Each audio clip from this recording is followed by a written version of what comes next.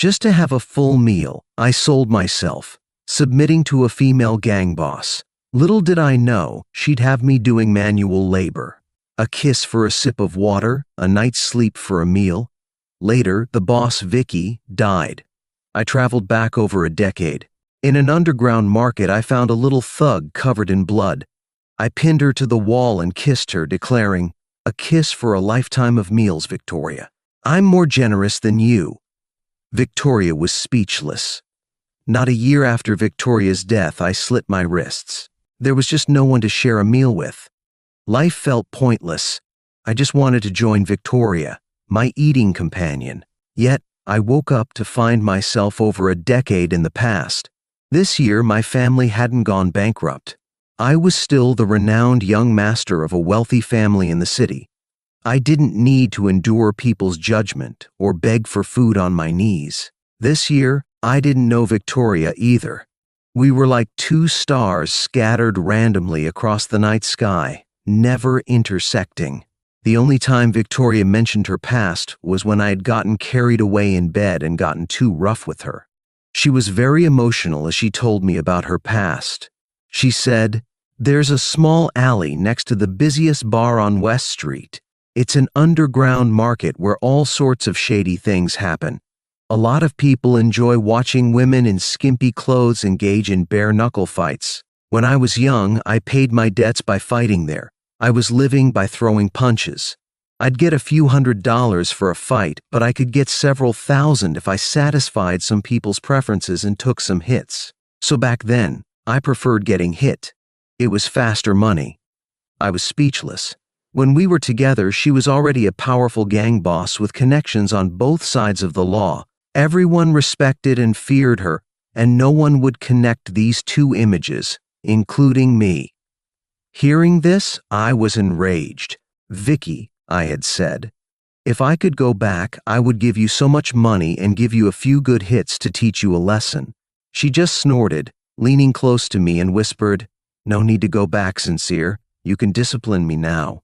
We ended up kissing and I disciplined her again.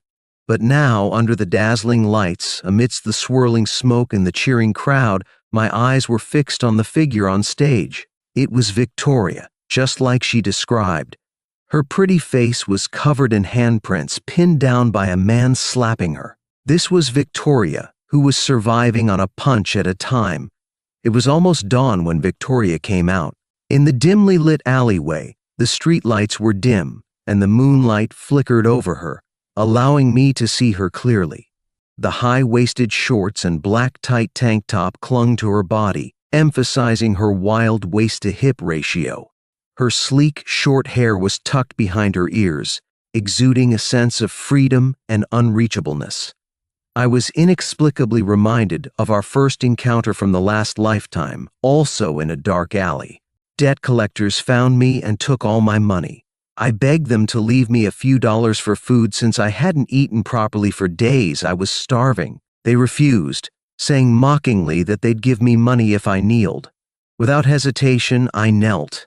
The laughter intensified. They threw a few coins, saying mockingly, "Look at the high and mighty young master Sincere, now kneeling for a few dollars. Hilarious!" But the laughter turned into screams. When I looked up after picking up the coins, I saw Victoria, wearing a custom-made beige trench coat that was stained with incongruous blood, both refined and violently bloody. She gently wiped the blood off her hands, her rose-red lips parted slightly. "Follow me, can you get a full meal? Yes or no?" Without hesitation, I pocketed the coins and nodded, "Yes." Since my family's bankruptcy, I'd been treated like a rat and had endured countless humiliations. Nothing was too low for me now. I just didn't expect that the condition for trading meals with Victoria was what I did.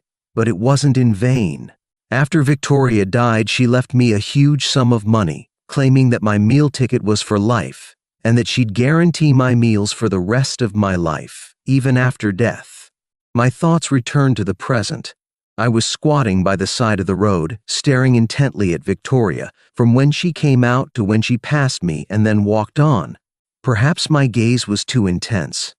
She paused, then finally turned back, standing in front of me. Her brows were full of hostility. She looked down at me arrogantly and asked, "What are you staring at?" I nodded, "Want." The next second I stood up, grabbed her waist, pushed her against the wall, and lowered my head to kiss her. I missed her so much these days. Victoria was stunned. Her body froze, her breathing stopped for a moment. Then she broke free of me, stepped back, bit her lip, wiped her mouth, and snarled, "Damn it, I'm a fighter, not a prostitute." But her back was to the wall, she couldn't go far. I smiled, "What if I gave you a lot of money?" I leaned in again, pressed her to the wall, and kissed her. "My name is Sincere," I said. "Sincere of the Sincere family in the city. So if you become my bodyguard, I'll give you lots and lots of money. Enough to pay off your debts so you won't have to." "Is this your punishment?" I asked. "Does it mean you'll sell yourself to me?" Victoria was completely stunned by my words. She pushed me away, covering her mouth, staring at me in disbelief. "Sell myself to you? What exactly do you want?" She started, then realized her words and cursed under her breath, her face flushed. She changed her tone. "What do you actually want?" Realizing my question was a bit too much, I looked down at her, changing my wording too. "I want to take you out for dinner." Victoria turned her head away. "I'm not hungry right now," I replied. "Then I'll treat you to dinner for the rest of your life." I gently poked her cheek, sighing, "A kiss for a lifetime of food, Vicky. Am I not generous?" Victoria was speechless. As she tried to run, I raised my hand and several guards emerged from the surrounding area, taking her to the car. In the small enclosed car, she had no choice but to sit beside me. The heat from her body spread along our arms, the temperature in the car rising to an intimate level. As if fully accepting reality, she leaned back against the seat, pursing her lips. "Why me?" I looked at her ear, a cauliflower ear, the result of frequent impact to the cartilage, still stained with blood that hadn't been cleaned. A pang of sadness hit me. "I saw you fighting. You're good," I said. Victoria tilted her head, rolling her eyes at me. "I'm the one who was getting beat." I didn't argue. I said instead, "Well, I think you're beautiful. I've always wanted to hire a gorgeous angel." Victoria was speechless. I rubbed my temple. "Is that not a good enough reason? Then I'll try another one." My eyes dropped, looking at the taut lines of her legs under the hot pants. I couldn't help but reach out and touch them. Victoria's thighs tensed up and she nearly jumped out of her seat. She glared fiercely at me and I pulled my hand back, saying in a serious tone, "It's because I think you're very capable. I want to keep you by my side. Is that reason acceptable?" Victoria, looking completely exasperated, finally gritted her teeth and said, "I told you I'm a fighter, not someone who is for sale." I clenched my fist. $10,000 a month. She refused. I said. I stretched and rubbed my fingers. 20,000. She bit her lip and remained silent. I upped the ante. 30,000 after tax. How's that? Victoria's information had reached my phone before I'd even started waiting for her in the alley. Her father died a gambling man, and her mother had died of illness. She was burdened with both gambling and medical debt. She desperately needed money. Alone in the world, she only had her life to sell, hence the desperate fight for cash. She wouldn't refuse me now. Indeed, after a few seconds, Victoria bit her lip and conceded to money, saying with humiliation, "Fine," but her hand reached out to grab my sleeve. Her breathing was ragged, her cheeks flushed like dawn. She trembled, "But Sincere, take your hand out from under my clothes." I nodded. "Oh." Victoria was speechless. Victoria remained silent for the whole drive, until we arrived at her apartment building, until she got out, and until she reached her front door. When she turned around and saw me standing behind her, she didn't seem pleased. She looked up at me, her voice cold. "My place is small." I nodded. "I know." She said, "My place is run down." I shook my head. "It's fine." She said, "There's only one bed." I smiled. "Victoria, we don't need two." Victoria was at a loss for words, her face turning red and white. Just then, a loud argument broke out downstairs, followed by the sound of a door being kicked open, a man and woman yelling, and the shattering of a bottle against the hallway wall. Instinctively, I pulled Victoria behind me. After a few seconds, Victoria sighed. "Young master," she said, "the clothes you have on are worth more than a year's rent here. Go back. This place isn't for you." A gust of wind picked up. It was almost fall, and the night was getting cool. I took off my jacket and put it over her shoulders. "Then I'll pay half a year's rent for you here," I said. Victoria looked at me quizzically. Through my persistence, I managed to stay. Victoria's place was just as I imagined, bare but clean. Silently, she took out a new blanket from a cupboard and laid it on the bed, then took the old blanket to the small living room to make a bed on the floor. Before she went to sleep, she stood at the doorway, arms crossed, threatening, "You sleep in there and I'll sleep in here. Stay away from me. You understand?" It was useless. Later that night, guided by the moonlight, I crept into the living room and lay down beside her. I reached out and wrapped my arm around her waist. The black leather jacket and tight pants made me wonder who she was trying to protect herself from, or if it was even possible. Her body in my arms trembled slightly. Victoria hadn't fallen asleep, but she didn't resist either. I pulled her closer into my embrace, whispering, "Victoria, I had a dream. In my dream, you were gone. In my last life," perhaps she had already sensed how things would end, Victoria had vanished one day. She discarded everything that linked her to me, erased all traces of my existence from her life, disappeared without a word. The last time I saw her was on my birthday. I was drunk by the river and nearly fell in when I stood up too fast. In the end, Victoria couldn't help herself and reached out to steady me. She remained silent the whole way as she helped me home. She was about to leave when I grabbed her wrist tightly. She sighed, squeezing my hand, and said, "What's wrong?" "Cheer up, Sincere. You don't have to worry about people gossiping or looking down on you anymore. You should be happy." I shook my head. "Victoria, I'm not happy," I said. My parents looked at me that way before they died, with a longing and reluctant gaze. Then I asked, "Victoria, are you going to leave me too?" The wine had flushed her cheeks, which were slightly damp. She gently wiped them clean. We looked at each other in silence for a long time. Finally, she choked out, "If there's a next life, I'll definitely pray to God, ask him to let me meet you so that we can grow old together. But in this life, forget it. I've made too many mistakes, Sincere. I'm too tainted. I don't deserve you." She smiled, but tears welled up in her eyes. "Sincere, I'm so sorry for clinging to you these past years." Later, I learned that Victoria was killed because she wanted to leave her old life behind and walk a righteous path. She had entered the abyss as a young girl to pay off debts and survive. No one had ever shown her the way or offered her a hand. So she walked down the dark path, and by the time she wanted to turn back, it was already too late. Once, while I was sleeping, Victoria snuggled up to me, cautiously and tenderly, as if she only dared to speak her true feelings when I was asleep. She whispered, "Sincere, if only I could stand by your side clean and in the light." She wanted to try to walk the right way, but someone wouldn't let her. Halfway through her plan, she was betrayed by her own people.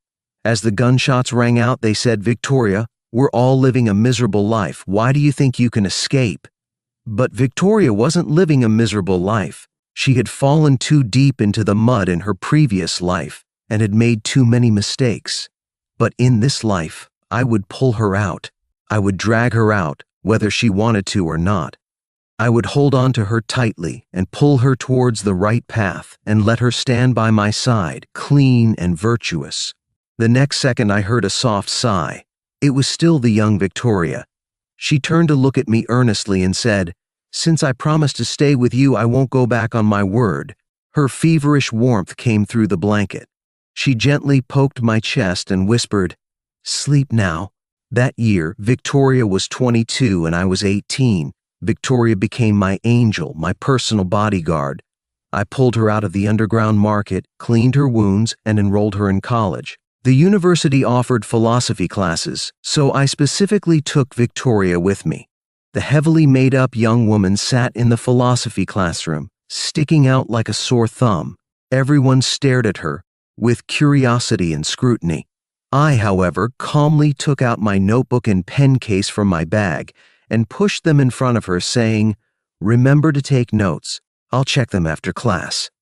Victoria pursed her lips, glanced at the pink notebook I had prepared for her, and frowned. "That's a bodyguard's job?"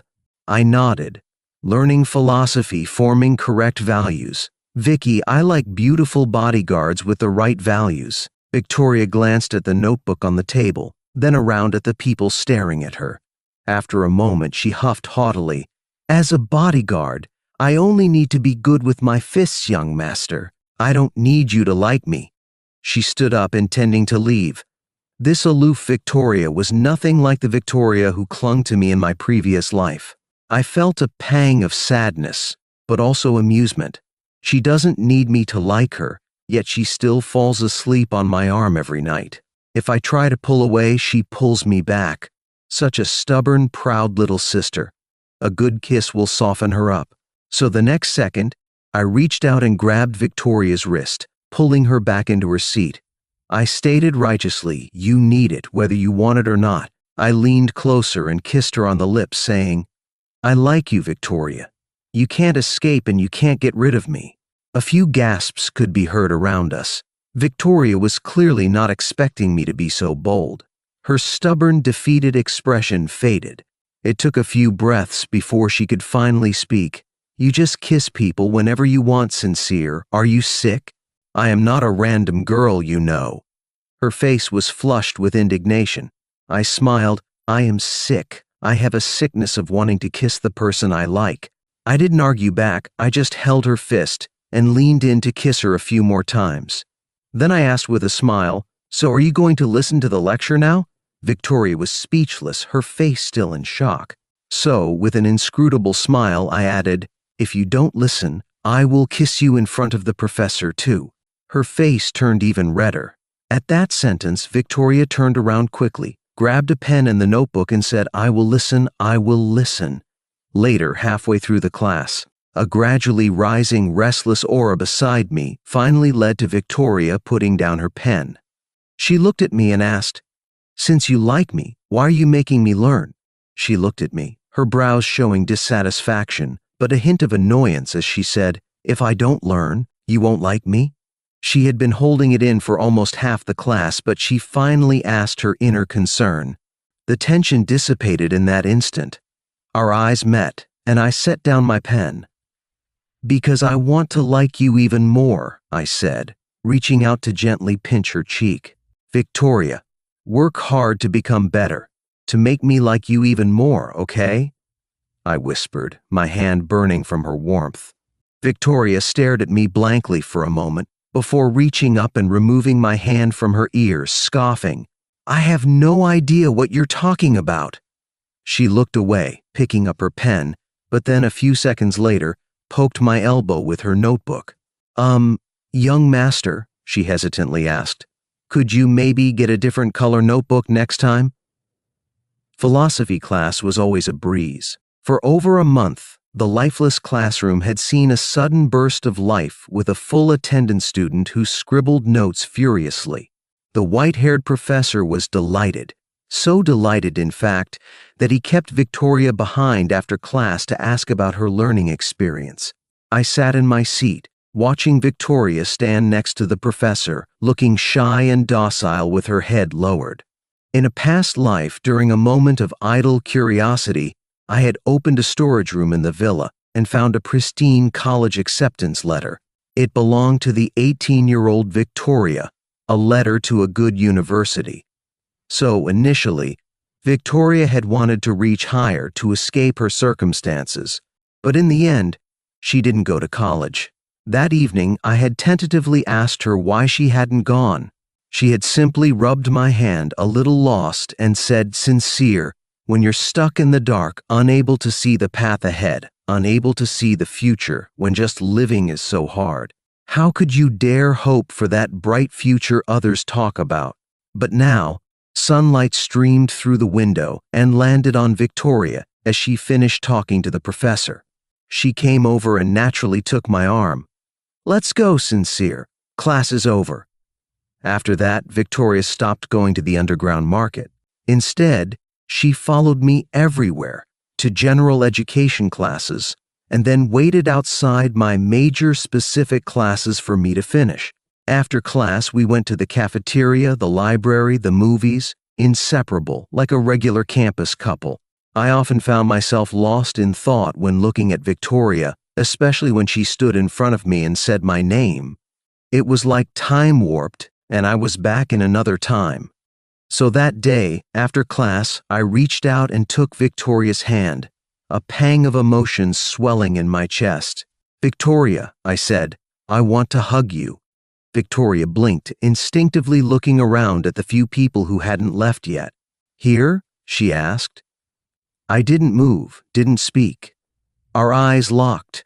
She lifted her other hand and tucked a stray hair behind her ear, then pulled her backpack up slightly to ease her nervousness. She bit her lip. "Go back. I'll let you hug me when we go back, okay?" I didn't answer. My thumb rubbed across her hand before sliding down, and our palms pressed together. I lowered my head to meet her gaze and softly repeated, "Victoria, I want to hug you, just for a second. Can I?" I wanted to confirm that the person bathed in sunlight was real, that this wasn't some extravagant dream of my own making. A few students, having gathered their things, walked by. The professor turned off his computer, packed up, and stepped out of the classroom. Soon, it was just her and me. The midday sun streamed through the window onto the wooden desks and chairs, the floating dust motes dancing in the light like something out of a movie scene. Time stretched out. Just when I thought she wouldn't agree, she nodded slightly and fell into my embrace. The faint scent of soap filled my nostrils, her warm palm pressed against my back. It wasn't a movie, it wasn't a dream, it was all real. Victoria nestled in my arms and said softly, "Young master, if we don't go to the cafeteria soon, you won't get the food you want." I shook my head. "It's okay, if I don't get it, I'll take you somewhere else to eat." My heart had settled, and I held her tighter. "Victoria," I said, "I promise to treat you for the rest of your life, and I won't go back on that." I thought, I'm going to be dependent on her for life. A few seconds later, Victoria pulled back, her face flushed, and quickly changed the subject. "Sincere are all rich people like you." "Like what?" I asked. She paused, tapping her cheek as if collecting her thoughts. She finally nodded. Just like to treat people to meals." An image of the meal ticket Victoria from my last life flashed in my mind. I shook my head, my expression serious. "No," I said. "I met a rich person before, and he was stingy. You had to kiss him for a meal, sleep with him to get a week of meals." Victoria frowned when I finished speaking. "What a strange habit." "I don't know," I laughed. Desire was stirring. I leaned closer, whispering in her ear, "Why don't we try that?" Victoria quickly refused. "I'd rather starve." In my past life, she had enforced those rules, and now she was righteous, preferring death to compliance. Truly a double standard. "Oh," I said, not arguing. I just reached up and gently pinched her ear, my fingertips drifting down before they were stopped, clutched by her hand and held against the skin of her neck. "But Victoria, did you know that your ears and your neck turn red when I kiss you?" I said. The place where my fingertip had lingered became even redder. Victoria scoffed, turning her head away. "It's probably just the change of season, an allergy." I chuckled. "I don't believe you." The hand she held in mine twitched, and I seized it, bringing it to my lips for a quick kiss. Looking up, I smiled. "Sure enough. Whether it's the last life or this one, you're always like this. Victoria, you're clearly dying for me to kiss you." At that, Victoria's face flushed deeper red. Her smile was about to bloom when she suddenly rose on her toes and kissed me. I was stunned for a second, then I held her head and returned the kiss with passionate intensity. I pulled her into my embrace, our chests pressed together, her heart pounding against mine. Her breath was shaky. When Victoria finally gasped for air, she pushed me away, scolding, "Sincere, we're in the classroom. A few seconds later, the realization hit me and I paused, then chuckled and pinched her cheek. Well, all right then. A tinge of regret laced my words. In my past life, I trusted the wrong people. Family secrets were stolen, our core assets were eroded, and I ultimately went bankrupt. In this life, I have 6 years before that bankruptcy occurs. For the past few months since I was reborn, my parents have been overseas on business. In our transatlantic calls, I've subtly brought up the information, telling them who to watch out for and who not to trust. But, being small fry, they always brushed it off.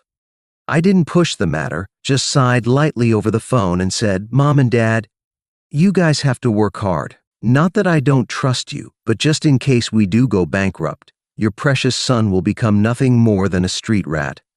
I continued, "Of course, I definitely trust you. But as a street rat, everyone will beat me. Everyone will chase me away. I might even have to beg for food on my knees. How pitiful. Of course, it's not that I don't trust you." My rambling was interrupted by my dad, who laughed helplessly and promised to take my words to heart and investigate thoroughly. But then, his tone turned serious. "Sincere, I heard you got yourself a hotshot bodyguard? What kind of fetish is that?"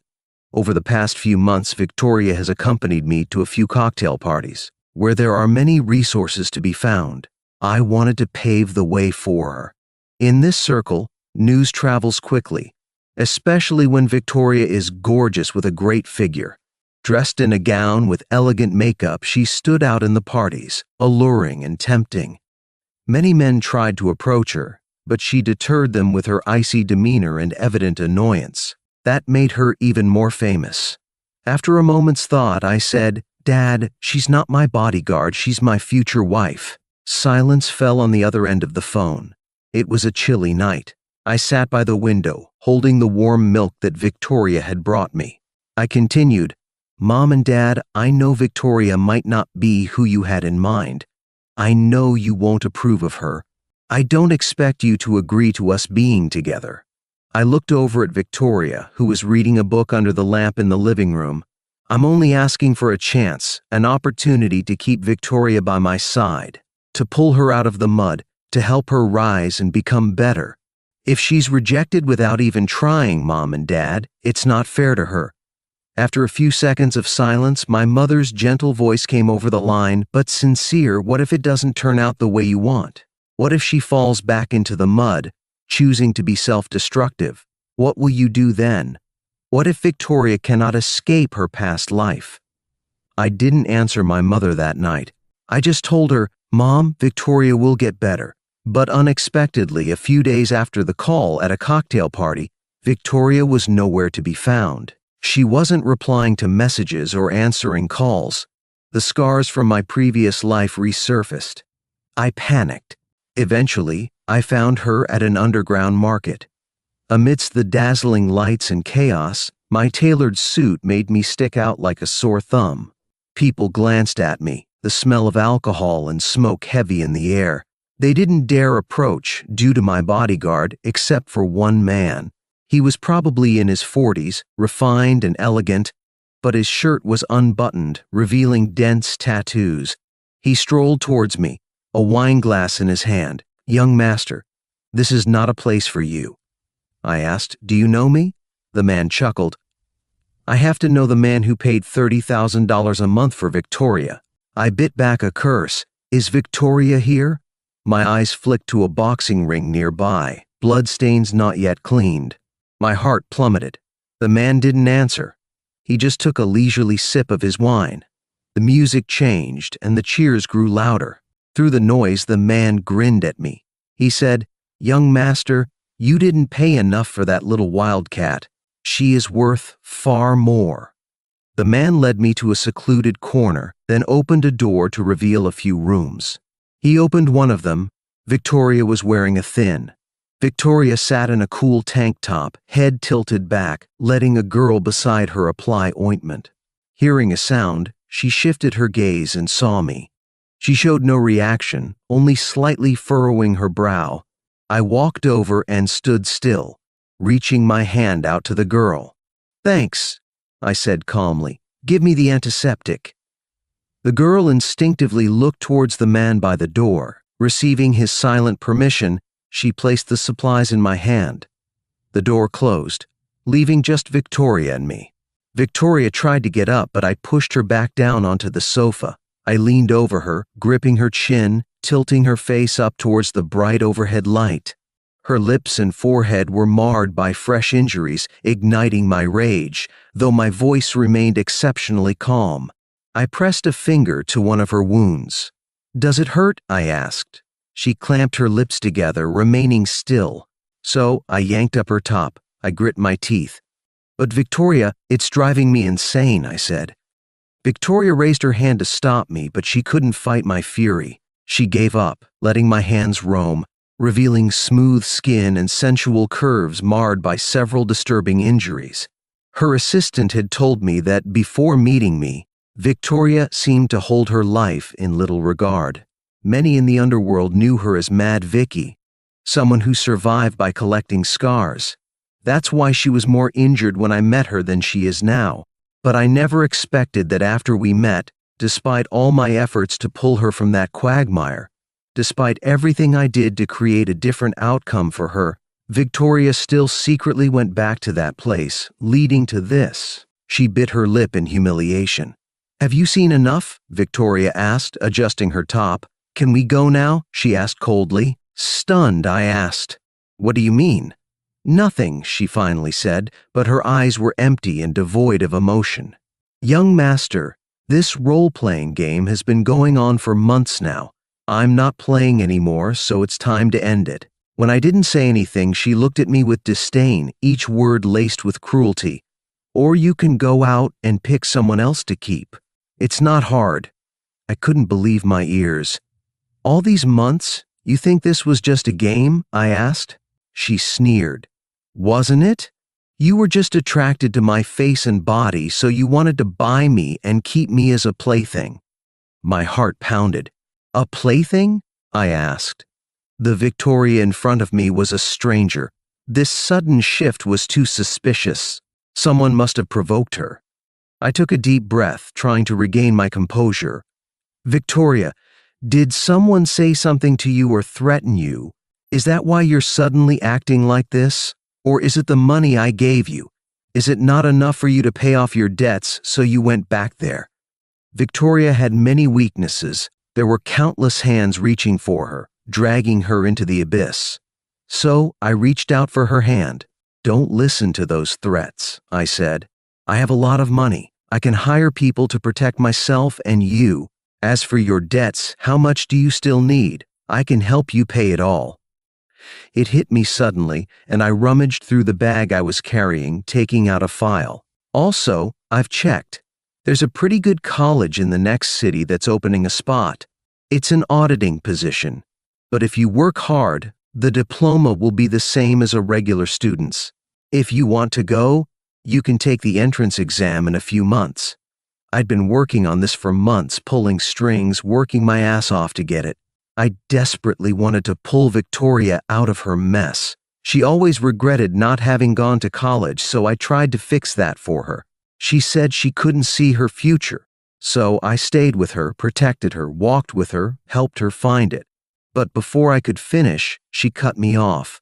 "Sincere," Victoria said, shaking off my hand, the documents scattering across the floor. "There was no threat. There's no debt. I just hate being with a privileged young master like you, caught up in your self-righteous savior complex," she said, her eyes cold and unforgiving. "Do you really think what you've done these past few months, including this document, can save me?" she asked coldly. "Then tell me, how should I save you?" I asked. A vision of Victoria's murder in my past life flashed through my mind, reminding me of the promise she made before death, that we'd meet again in the next life. My voice trembling, I tried to kiss her. "Victoria," I said, my voice heavy with emotion, "I really want to pull you out of this. I want you to live well." I saw tears welling up in her almond-shaped eyes, but in the end, Victoria closed her eyes and pushed me away.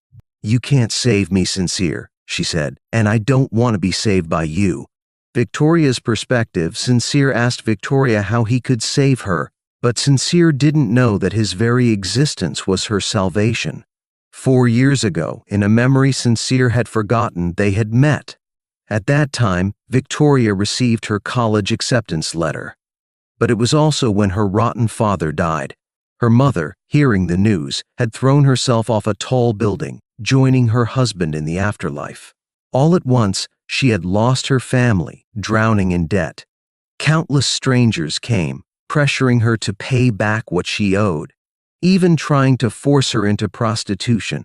She fought them fiercely and unexpectedly became a gangster. Her boss's appreciation forced her into brutal fights to pay off her debts. She battled match after match, even once nearly losing her life. Blood flowed, plastering her face as she leaned against the dank, decaying alleyway. The rotting garbage mirrored her own corrupted existence. Death held no fear. In fact, she thought it might be a welcome release. But when she opened her eyes, she was in a clean, bright hospital room. Her wounds, the gashes on her face, were all treated, wrapped in pristine white bandages. A concerned male voice greeted her as she opened her eyes. "You're awake," he said. The boy, dressed in a school uniform, had short, neat hair, deep-set eyes, and sharp, sculpted features. His handsome, ethereal appearance made her heart flutter. Seeing Victoria awake, he said with evident joy, "The doctor said you'd be out for 3 days, but you woke up in 2. That's great." In Victoria's world, many wished her dead. Many more feared her death because they'd lose their payment. But he'd saved her, becoming the first person to be happy she was alive. The following days, due to a family illness, the boy frequently visited the hospital and her room. He brought her food, fruit baskets, and kept her company. Though often it was mostly him talking. Their last meeting was one morning. His family was being discharged. He walked into the room carrying a cake. In the soft morning light, the light in his eyes was clear and gentle. He handed her the cake, earnestly telling her, "I know it's been hard, but please try to get better." After years of lonely struggles, Victoria was battered, broken, and impoverished, hiding in the darkness. And now, this boy had suddenly burst into her life, pulling her out of the shadows, telling her to live. Later, when she could walk, she pulled out the IV drip and prepared to leave the hospital. The hospital bills were high, too much for her to pay, but a nurse stopped her. From the nurse, she learned that the boy, Sincere, had paid all of her fees in advance. Sincere, of the renowned Sincere family from Boston, a man she couldn't even dream of. In that instant, Victoria realized the sun might be up in the sky, but then once again she saw those familiar eyes in the alleyway. This time the sun seemed to have come just for her. "Victoria," he said, "can you please try to be better? Become someone I can be even more fond of?" For months, he took her hand as they walked under the sun. On campus, the yellowed leaves of the sycamore trees rustled under their feet. Many vibrant young men and women walked side by side, their faces full of hope for the future. This was a vision she never imagined, not even on the day she got her college acceptance letter at 18. But here was Sincere, holding her hand, walking right in the middle of it. He interlocked their fingers, lowered his head, and said with a smile, "Victoria, don't we look like college sweethearts?" In that moment, listening to the bustling sounds around her, looking at the person smiling at her, she almost believed that she could live a good life, that she could have an ordinary future. But then, the owner of the underground market found her. From day one, Victoria knew he was crazy, knew about the enormous power behind him. So when the lunatic found her, assigned her a task, and pushed her into the abyss, watching her reluctance, the owner chuckled and said, "Why not just eliminate your love interest? Then you'll be free." That was when she woke up from her dream, when she realized long ago she was already too rotten for any kind of light, but she couldn't drag him down with her. Later, she said hurtful things, watching Sincere's eyes dim. There were even worse things she could have said. Victoria knew how to insult and hurt people, but they were stuck in her throat. All she wanted was for him to despise her, but he didn't. Sincere still held her hand, giving her the documents, telling her of the future he wanted them to build together. a clean, happy future. In that moment, Victoria wanted time to stop so she didn't have to think, so she could just stay in Sincere's arms. How could he be so foolish? How could he be so naive? She was garbage, and no one would care where she went to rot. Her life was worthless. Why did he insist on holding on to her? Victoria was hurting. She didn't want to let go. But Victoria didn't deserve him, and she was too scared. The sun was meant to shine in the sky, and she was meant to wither in the shadows. From that day on, Victoria disappeared. No matter where I looked, no matter how many private investigators I hired, she was nowhere to be found. Then I remembered the man from the underground market, and I had his background investigated. When the information arrived on my phone, I realized that even with this second chance, even though I was trying to pull Victoria out of the darkness, I was still too late. Later, I contacted the police, giving them all the information I gathered. After the previous life, I was acutely aware of how powerful the dark forces were. I knew that I couldn't handle them alone. When the police got the information, I was once asked what I would do if, when I found my girlfriend, she had committed a crime. I calmly replied that I would help her atone. Once her debt was paid, I would take her home. It was early spring, and the air still had a sharp edge. I held my paper cup of hot water tightly. No matter how late it gets, I said, I will lead her onto the right path and walk through this life with her. The police officer paused, put away his notes, and before leaving asked, "You're so young, is it worth it?" My parents had asked me the same question. "Sincere," they'd said, "there are so many good women in the world. Why are you so fixated on this one?" I didn't know. All I knew was that in my past life, without Victoria, I'd have been weak, and I'd have died in some back alley. There were so many people, but only Victoria extended her hand to me. She helped me pay off my debts and gave me food.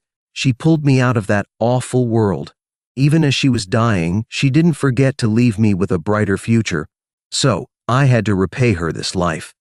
2 years passed in a blink. Soon it was my 21st birthday. The rot hidden within the family business had been rooted out in the past year and a half. Because it was discovered early, the losses were recoverable. News came from the police that the operation to dismantle the dark forces was progressing steadily. Perhaps soon the dawn would break and I could find the person I was looking for. Everything was moving in the right direction. My close friends, to lighten my mood, organized a birthday party for me. At the bar, my friends brought some of their friends. They were curvy, tall, and had long legs, looking a lot like Victoria, but not her. A friend nudged me. "Hey, Sincere, these are all pretty similar to your previous angel. They're your type. Why not pick one and see where it goes?" I didn't look at them. Instead, I picked up a bottle of wine from the table, shook it, and said, "I don't have a type. There's only one specific person I like." My friends sighed at my firm attitude. "Sincere, why bother?" they said. "There are plenty of fish in the sea. Why are you stuck on this one flower, and a flower we don't know when we'll ever see again?" They all lamented for me, saying I deserved better. Finally, someone leaned in and asked, not believing me, "Dude, seriously, won't you consider it?" "No," I laughed and finished the wine in my glass. "I don't want anyone else besides that flower." Later, I declined my friend's offer of a ride home. The bar wasn't far, and I used the excuse of needing to clear my head to walk alone.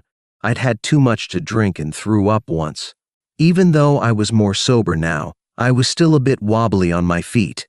After walking a few steps along the river, I had to grab onto a tree to avoid throwing up again. The early summer air felt heavy and humid. The night breeze was soft, but the alcohol made me feel hot, and throwing up made my head even more dizzy. I felt myself losing strength when, suddenly, someone grabbed my arm. A familiar scent filled my nostrils. I knew that Victoria couldn't resist. Her cool fingers brushed mine, and the voice I had longed to hear spoke in my ear, "Don't drink so much, Sincere." Actually, I had seen her at the bar. She was in the shadows, wearing a black dress just like the one she wore when we first met, leaning against a booth in the distance. Her nose was elegant, Her eyes were slightly narrowed. She sat there for a long, long time, but she didn't come to me. My stomach churned. "Victoria, stay away from me," I said, pushing her away. But she held onto my arm, refusing to let go. "Sincere, you're drunk," she said, her lips pressed together. "Let's get a cab and go home, okay?" I said blankly, "I told you to stay away from me, Victoria. You don't need me anymore, so why are you here now?" Bitterness rose within me. I wasn't always so firm. I had my doubts, my moments of despair. My fingers felt cold. I pulled my arm away. But the next moment, she threw her arms around my waist, holding me tight. The bone-deep strength pulled me close. Warm tears soaked the front of my shirt. "I'm sorry, Sincere," Victoria choked out. "Victoria, help me walk home." No one spoke along the way. When we reached the door and she helped me collapse onto the sofa, she turned to leave, but I stopped her. "Victoria," I said, each word measured, "stay with me, be my girlfriend, will you?" The living room wasn't lit. In the faint moonlight, I could see her slender frame silhouetted against the door. She had lost so much weight. Finally, she turned around and walked towards me. I saw that her face was tear-stained. She trembled as she spoke. "My parents are dead. I have no education, and I owe a lot of money. Sincere, I am a person with no future. No one would care, no one would notice if I died anywhere." She lowered her eyes, looked at me in the moonlight very seriously. It was like she was responding to my question, but also like she was opening herself up, exposing her vulnerable soul. She gave a bitter smile, wiped away the tears, and said, "But you have. It's that he's a pampered young master from a wealthy family in the capital. So you can treat me like a fleeting amusement, a toy to be discarded after you're done. I don't care. But your girlfriend absolutely shouldn't be someone like me." This suffocating feeling, like a lack of oxygen, wraps around my heart. I take a deep breath and say, "Amusement and a toy? Victoria, is that how you've always seen yourself?" She turns her head away and says nothing, her eyes tightly shut as she fights back tears. In the last life, it was clearly me who was of low status, drowning in debt. It was she who pulled me, dragged me out of that miserable world. And it was she who humbled herself. Even as she was dying, Victoria was apologizing to me, feeling sorry for me. But in this life, after spending these days together, Victoria can't be oblivious to my feelings for her. And yet, she still stands in front of me, pushing me away, telling me, word by word, "Sincere, I'm not worthy." But what does it mean to be worthy? It's subjective. Everyone has their own opinion. So how can she say she's not worthy? "Victoria, oh Victoria, you're the one who's most worthy for me." I take a crumpled plane ticket from my pocket and hand it to her. I say seriously, "But I care, Victoria. I care. I care where you are, if you've eaten, if you're hurt. Even if you're rotting somewhere, I'll go and bring you home." For years, I never gave up searching for Victoria.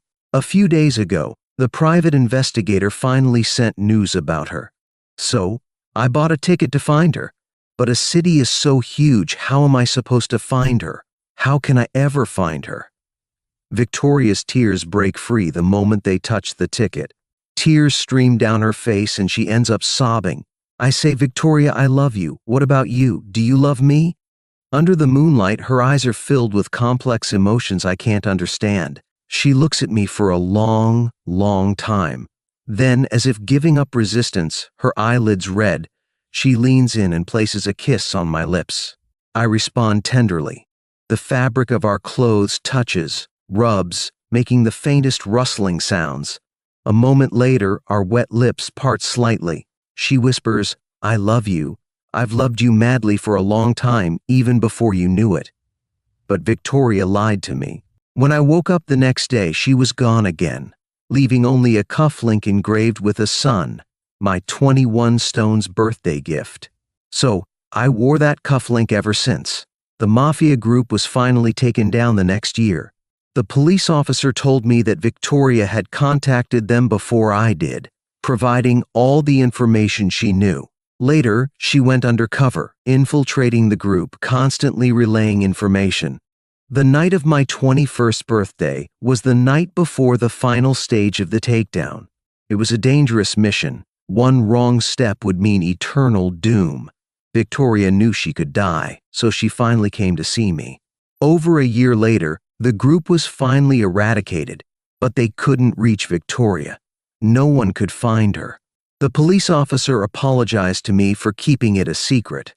We'd grown close over the years, so he patted me on the shoulder and told me, "Sincere, this time, you don't need to guide her. Victoria has chosen the righteous path herself." I nod. I say, "I know, I just miss her a little." In the following 3 years, the family business thrived. I graduated and joined the company. During a tender, the opponent was a company that had suddenly risen to prominence in recent years, developing at an impressive pace. Sitting in the hallway, I was organizing my presentation when I suddenly heard someone call my name. I looked up. Through the crowd, I saw Victoria, stunning in a custom-made dress. It reminded me of a party many years ago when Victoria was flirted with.